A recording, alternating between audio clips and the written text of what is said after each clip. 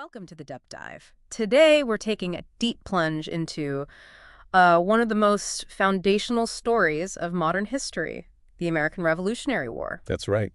But this isn't just about, dates and battles. Our mission here is to cut through all the noise, the information overload, and really unearth the most important insights and some surprising facts from the sources you've given us. Think of it as a shortcut.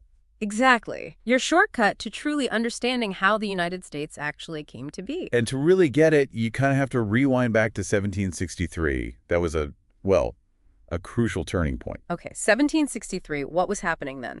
Well, this was right after Great Britain had basically cemented its dominance in North America. They'd just won the 7 Years' War. Which the colonists called the French and Indian War. Yeah. Exactly. Yeah. So Britain's on top. And you'd think, okay, great news for Britain, stability for the colonies, maybe. Yeah, you'd think so. But here's the twist. That victory actually laid the groundwork for massive tension. Well, winning that war cost a fortune. Britain was drowning in debt. And now they had this huge new territory in North America they needed to defend. Ah, so funding. They needed money for defense. Precisely. And where did Parliament look? Let me guess. The colonies. You got it. Right across the Atlantic. And this led to a whole series of attempts to tax the colonies. Like what were the first steps? Well, there was the Molasses Act from way back in 1733. It had mostly been ignored, but suddenly they started enforcing it. And that mattered because It hit New England's rum exports hard. Big economic impact. Then came the Sugar Act, and after that, the really big one, the Stamp Act. the Stamp Act, that's the one everyone remembers. What made these taxes, especially the Stamp Act, so explosive? Was it just the cost? Well, the cost hurt, especially the poorer classes. The Stamp Act taxed all sorts of paper goods, legal documents, newspapers, even playing cards. So it hit everyday life. Directly. But it was more than just the money. It was a direct tax imposed by Parliament, and the colonists had zero say in it. No representation. No taxation without representation. That's where it comes from. That's the heart of it. Now, the first Rockingham ministry did repeal the Stamp Act, which felt like a win for the colonists for a minute. There's always a but, isn't there? Always. They immediately passed the Declaratory Act. This wasn't a tax, it was, well, power play. Okay, what did it declare? Basically, that Parliament had the absolute right to legislate for the colonies in all cases whatsoever. So we can still do whatever we want, even if we took back that one tax? Pretty much. It was a clear message. Well- You might have won the battle, but we're still in charge. And that didn't exactly calm things down. I can imagine. So the anger just kept simmering. It did. And it led to more incidents. Things kept escalating. Like in 1768, there was a riot in Boston when they seized the sloop Liberty, smuggling charges. Okay, tensions rising in Boston. Then, March 5th, 1770, that's the Boston Massacre. British soldiers fired on a crowd throwing rocks and things. 5 civilians killed. Wow, okay, that's a major escalation, people dying. Definitely. And it wasn't just Boston. New Hampshire had the Pine Tree Riot in April 72. People actually consider that the first tax revolt against the crown. Pine Tree Riot, never heard of that one. Yeah, about restrictions on cutting down certain pine trees reserved for the Royal Navy masts.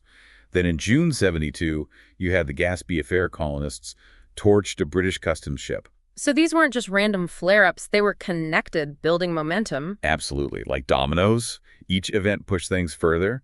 But the real tipping point for many was the Tea Act in 1773. The Tea Act. Okay, lead us into that one. So on the surface, it was designed to bail out the British East India Company. They were in financial trouble. How? By giving them a monopoly. Exactly. A monopoly on tea sales in the colonies. But the colonists saw right through it. They didn't see it as just helping a company or even just a small tax. No. They saw it as Parliament, again, trying to sneakily establish the principle that they could tax the colonies whenever and however they wanted. That fundamental issue again. And that led directly to The Boston Tea Party, December 1773. The Sons of Liberty, famously disguised, dumped a whole load of tea into the harbor. an iconic moment of protest. How did Britain respond to, having their tea dumped? Not well. Parliament came down hard. They passed a series of laws aimed squarely at Massachusetts, punishing them. And the colonists called these. The Intolerable Acts. That's what they were known as in America. But trying to isolate Massachusetts, did that work? It completely backfired. Instead of isolating them, it actually pushed the other colonies closer together. They saw what happened to Massachusetts and thought, that could be us next. So punishment led to unity. Interesting dynamic. Very much so. And this new unity led directly to the First Continental Congress. Delegates from the colonies coming together. To figure out a unified response, right? Exactly. What do we do now? And their big move was economic. They agreed on sanctions, a boycott of British goods. It was called the Continental Association. A boycott? Did it actually, hurt British trade? Oh, absolutely. Massively. British imports plummeted by something like 97% between 1774 and 1775. 97%. Wow. That's a statement. It was a huge demonstration of collective action. But even then, many delegates were still really afraid of outright war. They still hoped for peace. They tried. They sent the Olive Branch petition to King George III, basically asking him to step in, mediate the dispute with Parliament. An olive branch, but at the same time. Right. Almost immediately after, they issued the Declaration of the Causes and necessity of taking up arms. So please help us, King.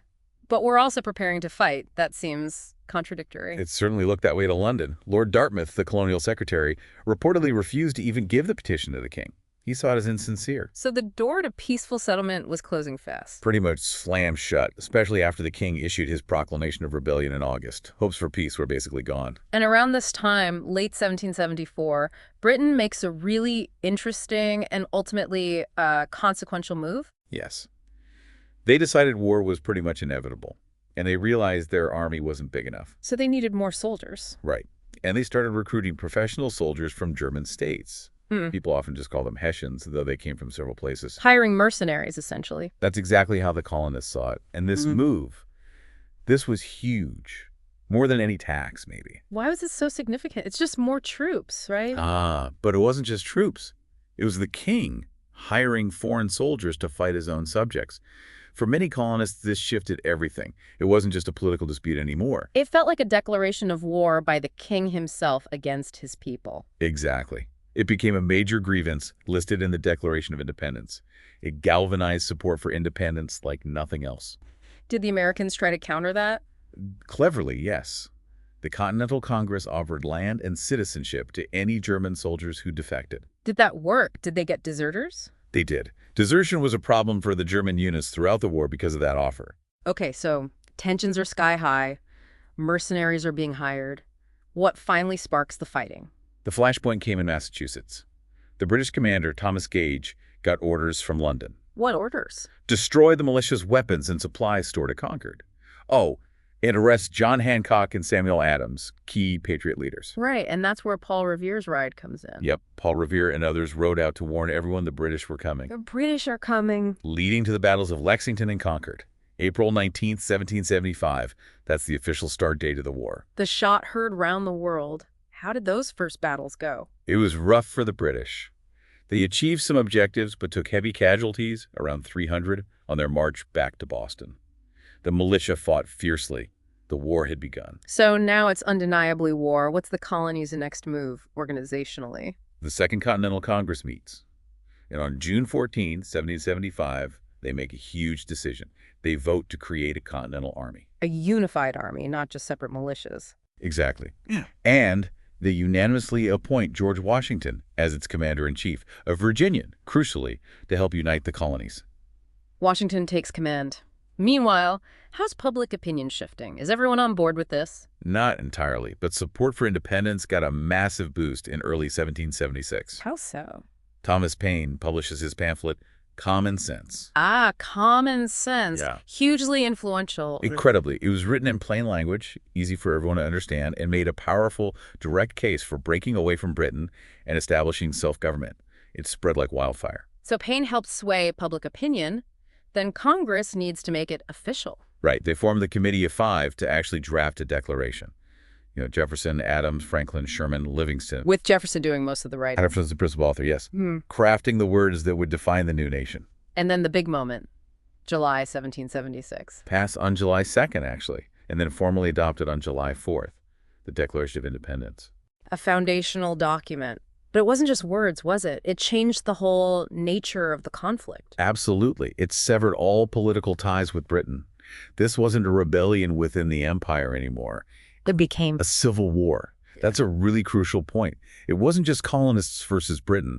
It pitted colonists against colonists. Patriots versus loyalists. Exactly. Patriots who supported independence and loyalists who remained loyal to the crown. And a significant chunk of people probably tried to stay neutral, caught in the middle. Do we know the split? How many on each side? Estimates vary a lot, and it changed region by region, but a rough guess might be something like 40% patriot, maybe 20% active loyalist, and 40% trying to stay out of it. So a deeply divided population. That must have made things incredibly difficult on the ground. Immensely. Neighbors fighting neighbors, families torn apart. It added another layer of bitterness and complexity to the war that we sometimes forget. Okay, so the declaration is signed. War is formally declared. Washington's in command. What were his first big moves? Well, early on, in March 1776, even before the declaration, he scored a significant victory in Boston. Right, you mentioned he forced Howe out. How did he manage that without a big battle? He was strategically brilliant. He managed to get artillery onto Dorchester Heights, which overlooked the city and the harbor where the British fleet was. Putting Howe in an impossible position. Exactly. Howe realized he couldn't hold the city without taking massive casualties trying to dislodge Washington, so he evacuated. Sailed his army away to Halifax. A huge morale boost for the Americans early on. Definitely. A bloodless victory showed Washington's strategic thinking. But Howe wasn't done. He regrouped and launched a major counteroffensive aimed at New York. The New York and New Jersey campaign. How did that go for Washington? Not well initially. Howe captured New York City later in 1776. This was a serious blow, and it highlighted a major weakness for Washington. What was that? Intelligence, or lack thereof. He realized he desperately needed a reliable military intelligence to anticipate British moves. So the loss of New York spurred the creation of American spy networks. It did. He quickly formed Knowlton's Rangers. Nathan Hale was part of that group, famously captured and executed as a spy. I only regret that I have but one life to lose for my country. Right. A tragic story. And later, the much more successful Culper spy ring was established, operating in and around New York. They provided crucial intel. How important was intelligence to Washington? Incredibly important. He actually dedicated over 10% of his military funds throughout the war to intelligence operations. He knew its value. 10%. That's a significant investment back then. It shows how critical he thought it was, especially fighting an asymmetric war against a more powerful enemy. Okay, back to the New York campaign. It was pretty disastrous overall for the Patriots, right? Yeah, the Battle of Long Island was a major defeat. Howe completely outflanked Washington. But Washington managed to escape. He did. Pulled off a masterful nighttime retreat across the East River, evacuating his army right under the nose of the British. Showed real leadership under pressure. Still, a retreat is a retreat, and things got worse. Much worse. In November 1776, Fort Washington fell. The Americans lost nearly 3,000 soldiers as prisoners. It was Washington's most crushing defeat, personally devastating for him. 3,000 prisoners, that's a huge loss of manpower. It was catastrophic. Morale plummeted. Congress actually abandoned Philadelphia and fled to Baltimore. Things looked incredibly bleak for the revolution at the end of 1776. It sounds like the whole cause was on the brink of collapse. It really was. Enlistments were about to expire, the army was dissolving, Washington needed something dramatic. And then came the crossing of the Delaware. Exactly. Christmas night, 1776. Logistically, it was a nightmare. Moving soldiers, horses, cannons across a freezing, ice-choked river in a blizzard. It sounds almost impossible when you describe it like that. It was incredibly daring. But they did it. And it led to that surprise attack on Trenton the next morning. Against the Hessians? Yes, they caught the Hessian garrison completely by surprise, captured about 900 prisoners and vital supplies. A much-needed victory. Huge boost to morale.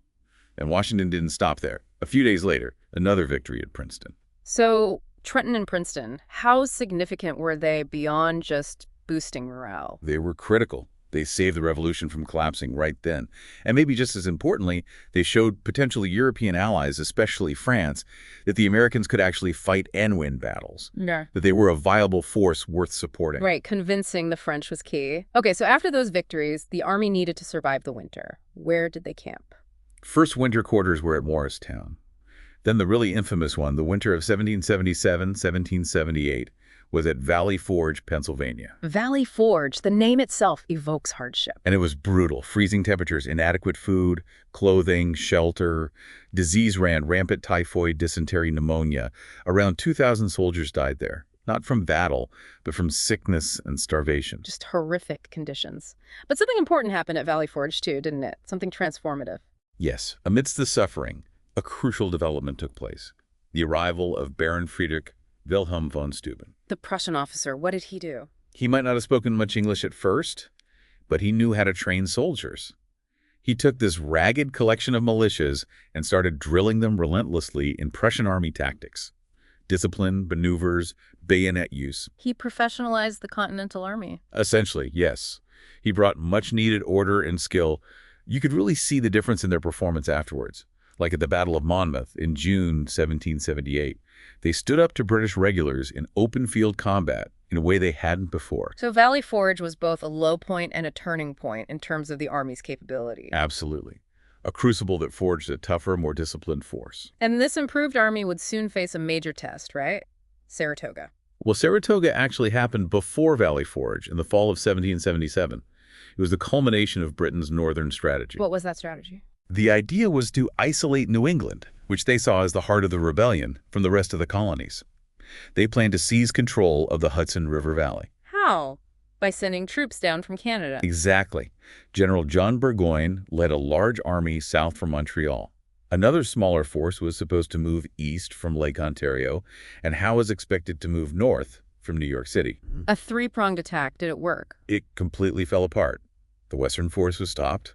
Howe decided to capture Philadelphia instead of going north, and Burgoyne was left isolated and struggling in the wilderness. And the Americans under General Gates surrounded him. Yep.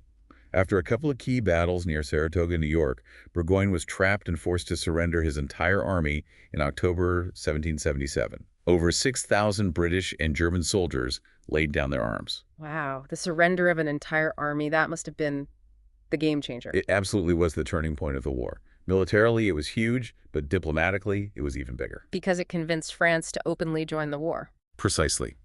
France had been secretly helping the Americans with money and supplies, thanks to Foreign Minister Vergennes. But Saratoga gave them the confidence the Americans could actually win. So France saw an opportunity to weaken their rival, Britain. Exactly. In February 1778, they signed two treaties with the United States, one for trade, the Treaty of Amity and Commerce, and a crucial defensive alliance, the Treaty of Alliance. France was officially in the war. And Spain joined in too. Spain allied with France against Britain in 1779 through the Treaty of Aranjuez. They didn't formally ally with the Americans, though. Why not? What were Spain's goals? They primarily wanted to recover territories they had lost to Britain, like Gibraltar, Minorca, and importantly for America, Florida. Interesting. And you mentioned this caused some distrust later. Yeah, some of the provisions in these alliances, especially regarding Spain's territorial ambitions, were kept secret from the Americans initially. This kind of thing fueled that later American skepticism about foreign entanglements. Okay, so France and Spain are in. How does this change the war? It makes it a global conflict. Britain now has to fight not just in America, but in the Caribbean, Europe, everywhere. They had to divert resources away from North America. Did that lead to a stalemate in the North? Pretty much. Yeah. After the Battle of Monmouth in 78, which was technically inconclusive but showed the improved American army, major fighting in the northern states largely died down. It became a war of attrition, raids, and maneuvering. And another brutal winter was coming. The winter of 1779-1780, spent again near Morristown, was actually even worse than Valley Forge in terms of cold and starvation. Supplies failed completely. Worse than Valley Forge, that's hard to imagine. It led to serious mutinies in the Continental Army. Soldiers were desperate. And amidst all this hardship and stalemate, a major betrayal occurs. Yes, Benedict Arnold, a brilliant American general, felt slighted and passed over for promotion, facing debts. He made a plan to betray the crucial fort at West Point to the British. West Point controlled the Hudson River, right? Its loss would have been catastrophic. Devastating. But the plot was discovered. Arnold's British contact, Major John Andre, was captured with incriminating papers. Andre was hanged as a spy. At Arnold. Arnold escaped to the British side and actually became a British general, fighting against his former comrades. His name became, and remains, synonymous with treason in America. A really dark chapter. So with stalemate in the North, where does the focus of the war shift? The British decided to try a new approach, the Southern Strategy, championed by Lord Germain back in London. What was the thinking behind the Southern Strategy? Two main ideas. One, they believed there was huge untapped loyalist support in the South that would rise up and join them. Two, the Southern colonies with cash crops like tobacco and rice were economically more valuable. Control the South, maybe the rebellion collapses. Did it work initially? It did seem to at first. They captured Savannah in late 1778. Then a major victory in May 1780. the capture of Charleston, South Carolina. How bad was Charleston? It was a disaster for the Americans. They lost an entire army, about 5,000 soldiers captured. It was the largest American surrender of the war. So the Southern strategy looked promising for Britain early on. It did. But then things started to go wrong for them. That assumed Loyalist support. It wasn't nearly as strong or widespread as they'd hoped. Why not? And British actions often backfired. Used pretty harsh measures, forcing captured patriots to swear allegiance or even fight for the crown, confiscating property. This alienated a lot of people who might have stayed neutral. So their own tactics turned people against them. Exactly. And some British units, like Lieutenant Colonel Bannister Tarleton's British Legion, gained a reputation for brutality. Tarleton's name became infamous after incidents like the Waxhaws Massacre. So Patriot resistance started to stiffen in the South. It really did. He see key Patriot victories emerging, like the Battle of Kings Mountain, October 1780. Mostly Patriot militia versus Loyalist militia. What happened there? The Patriots completely crushed the Loyalists. It was a huge blow to Loyalist recruitment and morale in the region. And then General Nathaniel Greene takes command for the Americans in the South. Yes, Greene was brilliant. He understood he couldn't necessarily beat the main British army under Cornwallis in a head-on fight, so he led them on a strategic chase across the Carolinas. Wear them down, divide their forces. A war of attrition and maneuver. Exactly.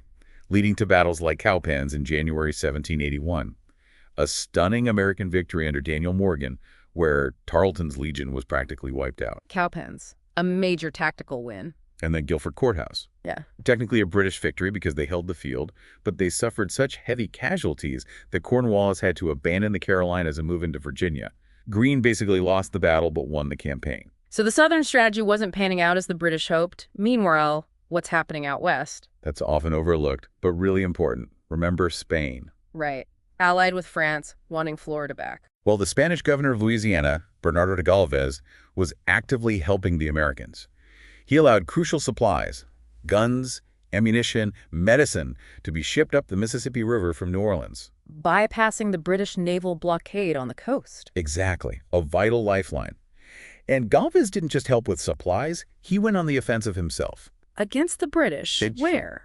He led Spanish forces to capture British forts along the lower Mississippi Baton Rouge, Natchez, and then along the Gulf Coast, taking Mobile and eventually Pensacola after a long siege. So Spain actively cleared the British out of West Florida and the Gulf Coast. Yes, which denied the British bases and prevented them from effectively supporting their Native American allies in the region. People like George Rogers Clark were also fighting for the Americans in the Illinois country, capturing places like Kaskaskia and Vincennes. So there was fighting happening far from the main coastal campaigns. Absolutely. And these frontier conflicts, especially involving Native American tribes, were often brutal and left deep scars and resentments that continued long after the Treaty of Paris was signed. Okay, so Greene has pushed Cornwallis out of the Carolinas. Galvez is active in the West. Where does this all lead? It leads to Yorktown, Virginia. Cornwallis marched his weary army there, hoping to establish a naval base and get resupplied or evacuated by the British fleet. A fateful decision. Absolutely. Because Washington and the French commander Rochambeau saw an opportunity. They were up near New York, initially planning an attack there. But they changed plans. Yes. They got word that the main French fleet under Admiral de Grasse was sailing to the Chesapeake Bay. They realized they could trap Cornwallis. Go! Washington and Rochambeau made a rapid, secret march south with their combined American and French armies. At the same time, de Grasse arrived in the Chesapeake. What about the British fleet? Couldn't they rescue Cornwallis? De Grasse fought and defeated the British fleet in the Battle of the Chesapeake, a crucial naval victory. It meant the Royal Navy couldn't reach Cornwallis. He was cut off by sea. And Washington and Rochambeau arrived on land. Exactly. Cornwallis was besieged at Yorktown, trapped between the French fleet and the Franco-American army. Was there anything specific that hastened his defeat? One key tactical error. Cornwallis initially held some outer defensive redoubts, but then abandoned them. The Americans and French immediately seized those positions and built their own siege lines much closer, making the bombardment much more effective. So he basically gave up key ground. Pretty much sealed his fate. The siege tightened, bombardment was heavy, and eventually Cornwallis had no choice. He requested terms. And surrendered his army. When was this? October 19th, 1781. The surrender at Yorktown. It was the last major battle of the war in North America. The end of the fighting, basically. So time for peace talks. Yes, negotiations began in Paris. The American team was Benjamin Franklin, John Adams, and John Jay. A pretty stellar lineup. And they were dealing with Britain, France, Spain. Must have been complex. Very. Each country had its own agenda. But the American negotiators were shrewd. They sensed divisions between the European powers. What did they do? They actually ended up negotiating directly with the British, somewhat behind the backs of the French, to get the best possible terms for the United States. Playing the diplomatic game well. Very well. This led to the preliminary peace agreement signed in November 1782. What did that agreement say? Crucially, Britain acknowledged American independence.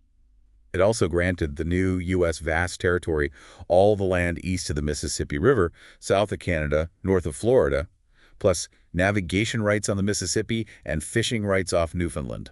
Generous terms from Britain, considering. Surprisingly so, perhaps. Okay. Then the final conclusive Treaty of Paris was signed by all parties on September 3rd, 1783. The war was officially over. So the U.S. got independence and a huge amount of land. But was it really a clean break? You mentioned lingering issues. Not entirely clean, no. The British agreed to leave their forts in the Northwest Territory, but they dragged their feet, refusing to abandon them for years. Partly leverage, partly wanting to maintain influence with Native American tribes there. They continued to support Native resistance against American expansion. The Northwest Indian War went on until 1796. And Spain. Were they friendly neighbors now? Not really. Spain controlled Florida and Louisiana, and they adopted a pretty hostile policy towards the U.S. They imposed tariffs, blocked American access to navigate the Mississippi down to New Orleans, which was vital for Western farmers. So trade disputes and access issues right away. Yes, and Spain also continued sponsoring Native American proxies to resist American settlement in the Southwest Territory. The peace treaty didn't magically solve all the conflicts on the continent. It really highlights how the end of the war was just the beginning of new challenges for the young nation. Absolutely. Securing independence was one thing. Securing the nation's future and borders was another. Let's talk about the human cost. We often focus on battles, but what was the real toll? It was immense and often misunderstood. The truly sobering fact is that disease killed far, far more soldiers than combat did. Disease? Smallpox was rampant. Typhus, dysentery in the camps. Estimates suggest maybe 130,000 people died just from smallpox in North America during the war years, soldiers and civilians. 130,000 from smallpox alone? That's staggering. It is. For the American patriots who served, estimates are around 70,000 deaths total, but only about 6,800 were actually killed in battle. Around 17,000 died from disease. Many more died as prisoners of war due to horrific conditions. So disease and captivity were deadlier than British muskets. By a huge margin. Compare that to British losses, maybe 8,500 total dead, and German losses around 7,800, though many Germans also deserted, as we mentioned. It paints a grim picture of the realities of 18th century warfare. Survival itself was a battle. Absolutely. It speaks volumes about the conditions, sanitation, medicine, food supply. Just staying alive was a challenge. So looking back at the revolution's legacy, it's complicated, isn't it? Very much a mixed legacy. On one hand, it was undeniably revolutionary. It set a powerful example for overthrowing monarchies, inspiring movements in France, Haiti, Latin America. And it led to the U.S. Constitution, the oldest written one still in use. Right, a framework for Republican government. But, on the other hand, who actually benefited from this new liberty and equality? Well, not women, really. Not in terms of rights. Women played vital roles, running farms, spying, supporting the army as camp followers. Some even disguised themselves to fight, like Anna Maria Lane or Deborah Sampson. There's the debated story of Sybil Lunington's ride, too. But their legal status, largely unchanged. Essential, but excluded from the political gains. Pretty much. And then, the biggest contradiction, slavery. The elephant in the room. The Declaration says all men are created equal, but it failed utterly to end the institution of slavery. Yes, northern states began the process of gradual abolition. Virginia passed laws making it easier for owners to manumit or free enslaved people. But in the South, the economic dependence on enslaved labor, especially for crops like cotton, which would boom later, was just too entrenched. Southern states wouldn't give it up.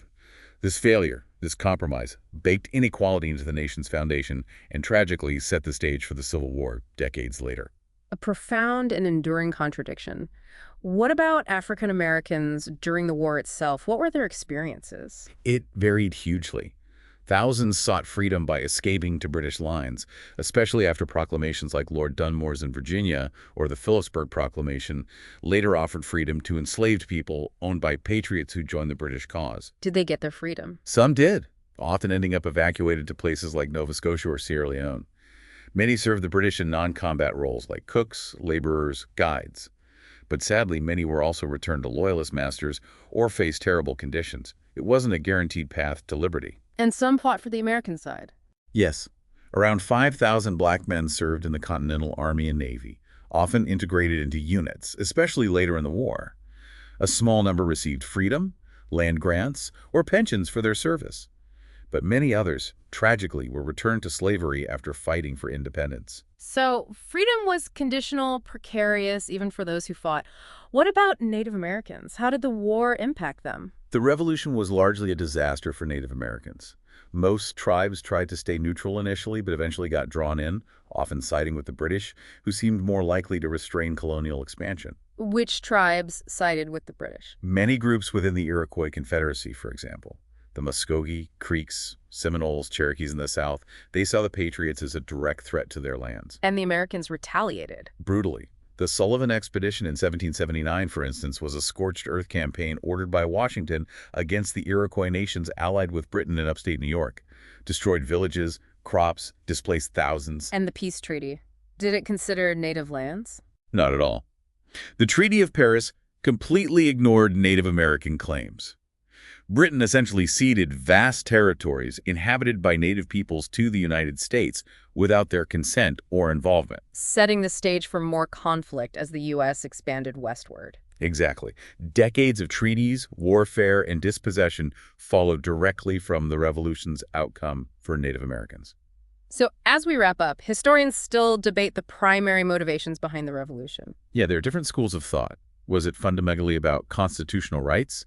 No taxation without representation, defending the rights of Englishmen? Or was it more driven by Enlightenment ideals, Locke's ideas about natural rights, liberty, popular sovereignty? That's another major interpretation. The influence of Enlightenment thinking was certainly profound among the leadership. And then there's the idea of a growing American nationalism, a sense of separate identity. Right. The emergence of a distinct American identity rooted in Republican values, opposing the perceived corruption and aristocracy of Britain. So which one was it? What's the consensus? Honestly, there isn't really a single consensus. Most historians today would say it was likely a combination of all these things. They weren't mutually exclusive. So the fight over specific rights, like taxation, was the immediate spark. But the Enlightenment provided the language and the philosophy to justify resistance. And a growing sense of being American, not just British colonists, fueled the desire for full independence. Exactly. It was a complex mix of practical grievances, philosophical ideals, and emerging identity that all came together in that revolutionary moment. Well, we certainly covered a lot of ground. We journeyed through this incredibly complex period, didn't we? From those early sparks of discontent over taxes, Through the escalating violence, the declaration, the brutal realities of the war. your crucial foreign interventions, the internal divisions. All the way to Yorktown and the Treaty of Paris. Birth of a nation, really, against pretty long odds. It really was a fight for independence, but as we've discussed, also very much an internal struggle, a civil war, shaped significantly by that foreign help. It makes you think, doesn't it? That final question, maybe. If the war was truly this messy mix, a civil conflict with divided loyalties, heavily reliant on foreign powers like France and Spain, how much of America's unique identity was forged, not just in everyone pulling together, but actually in navigating those internal struggles and that tricky international power game? That's a really provocative thought. Forged in unity and division and independence, something to definitely mull over. And it makes you wonder, what other facets of this transformative era might be worth a deep dive next time?